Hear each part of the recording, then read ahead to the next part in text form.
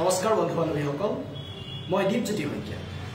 বন্ধুসকল, আশা কৰোঁ ঈশ্বৰৰ কৃপাত আপুনি আপোনাৰ পৰিয়ালৰ সৈতে কুশলে আছে।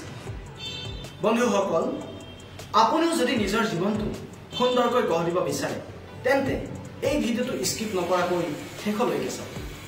বন্ধুসকল, আপোনালোকো বাৰু এজন শিক্ষিত নিবনুৱা নেকি? আপুনিও এটা ভাল কৰ্মসংস্থাপন বিচাৰি হাবাথুৰি খাই ফুৰিছে নেকি?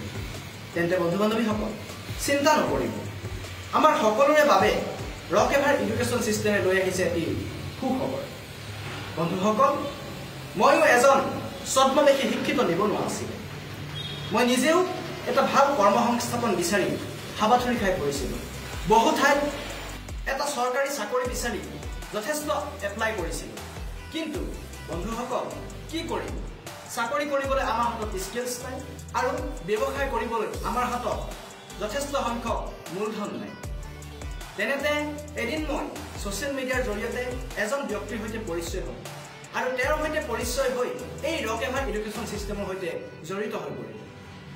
আৰু বন্ধুসকল, ইয়াত মই উপযুক্ত প্ৰশিক্ষণ লৈ আজি যথেষ্ট মান সন্মান, ভাল এটা উপাৰ্জন আৰু এটা সুস্থ নিৰোগী জীৱন পাবলৈ সক্ষম হৈছোঁ।